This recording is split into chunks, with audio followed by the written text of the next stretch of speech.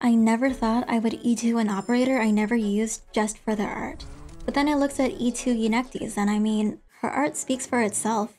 I love Liduke's designs and her overall style, so today I'm going over the elements I found consistent all over her work to find what makes her style and work so appealing.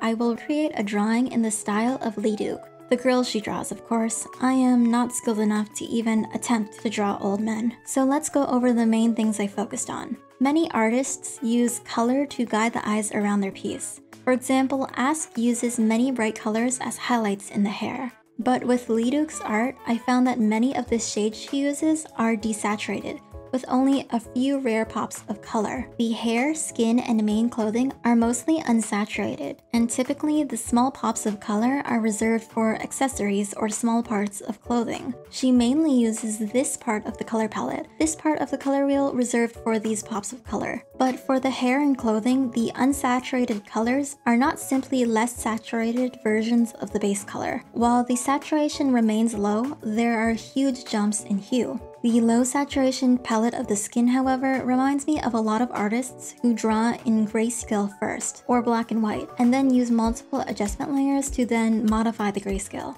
I'm going to show a method to get that same look without fiddling with any adjustment layers at all. So if everything typically has the same saturation, what draws your eyes to the important parts of her images? The difference in detail. Reducing and simplifying the details of the background has the same effect of blurring the background in photography to divide it from the main focus of the image and thus draw the eye. Check out these lovingly rendered eyes, face, and hair of this character versus the simplified hands and various objects in the background. If she wanted to, she probably could make the environments photorealistic, but that's not the focus of that image. The focus is the face and certain parts of the body of the character. Finally, different textures in her works continue to enhance the character's form. Different fabrics have different interactions with the lights hitting them, as well as different opacities and how they drape. The sheerness of the tulle of these ballerina dresses not only brings a difference in texture, but allows for the curves of the form to peek through. Using these notes I summarized, I then started my style recreation. So let's start the painting. First, I wanted to recreate Liduke's dynamic poses. Typically, her characters are sitting down, showing much of the form either by using form-fit clothing or different opacities of clothing to show the points of interest. Since I knew that much of the form was going to be shown, I tried my best to draw accurately. 1 hour into the piece, I started the line art.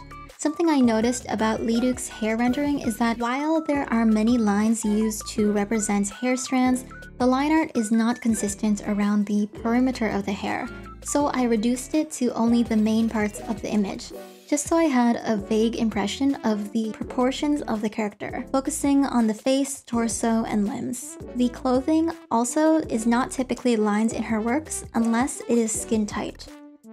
You know how I suspected that Liduke may shade her works in grayscale and then convert to color?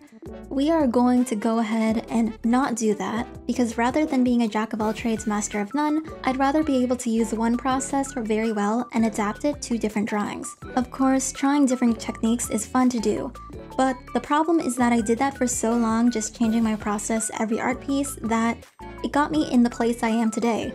Art style development hell. So my goal in these videos is to explore unconventional or unintuitive ways to get the same look without changing my art process too much. Thus, I can transfer these skills to other mediums of art, like traditional painting.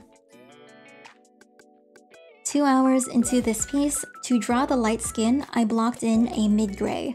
This is the undercolor which peeks through in certain parts of the image to give a variety of shades and make the skin look less flat. Then I alpha locked the layer and took a big soft brush and a light peach color to make a gradient on the gray in the general direction of the light source. In this case, it is coming from the top of the image. I continued with this brush, this time deepening the value of the shadow with a dark brown. Since the highlights are a bit harsh, I used a half opacity hard brush with a light yellow and blocked in the highlights. Then around that harsh light saturated pink-red in a soft brush is used to soften the edge. If the highlight does not have enough contrast, just use pure white to brighten it, and if the shadows are not dark enough, a darker brown is used. Since the gray peeks through, it gives a very similar effect to Liduke's rendering of the skin.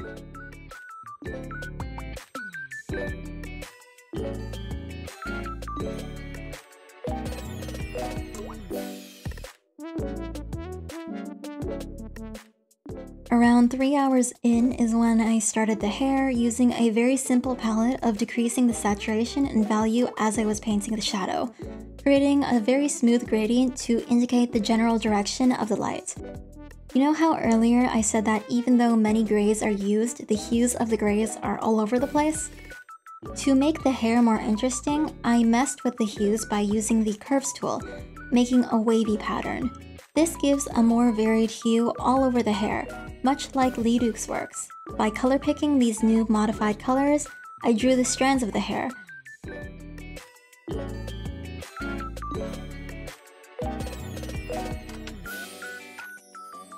I decided not to detail the long strands at the back, since the goal was to have the front part and face to have the most detail and attention.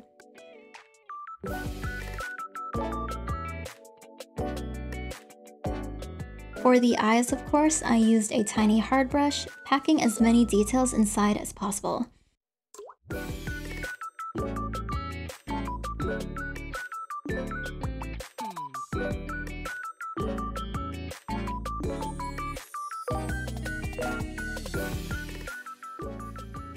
About 4 hours into the piece is my first time drawing tights and leather boots, but I made sure to differentiate the materials using the hard brush for the boots.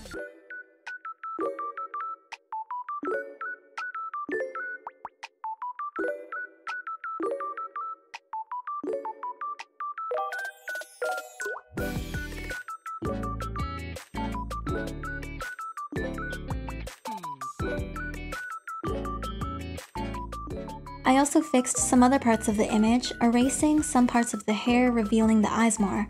And I added a hair so that it looks more like she was using her right arm to brush away her hair.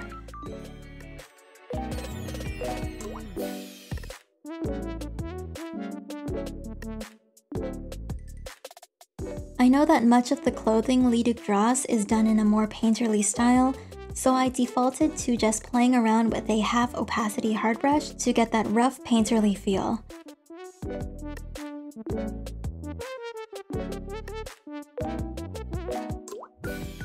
Five hours into the drawing, I messed with the curves again and added more details.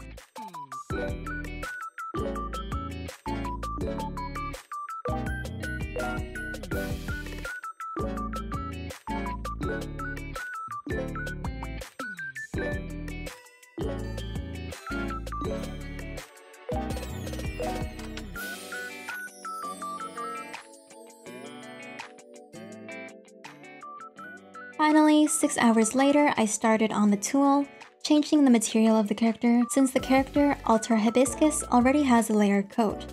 To make the see-through parts, I used a mid-gray to again block in the form, decreased the opacity of the layer itself, and then used a darker shade to block in the folds. When there were unpleasant overlaps in the layers, I used a soft brush to erase the harsh lines.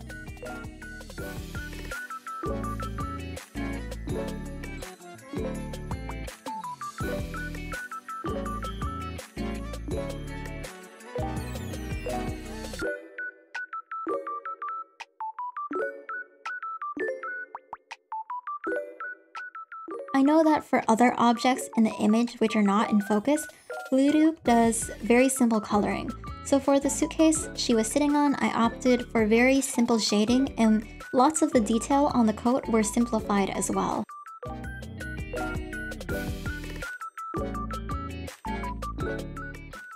And done! Now I have an illustration in the style of Liduke.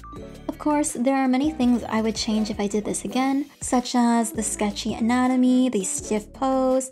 I definitely need to study more references, and it's not on model. Like, this doesn't really look like Alter Hibiscus. However, I do think I succeeded with the hair, eyes, similar colors, use of different textures, and the varied details. Hopefully you learned something. I'm really enjoying learning from these game artists. I mean, my last analysis took 11 hours, but this only took 6. So I'm already improving in a sense. If you have any artists from games you'd like to see, feel free to suggest them and maybe we can learn and improve our art together. See ya!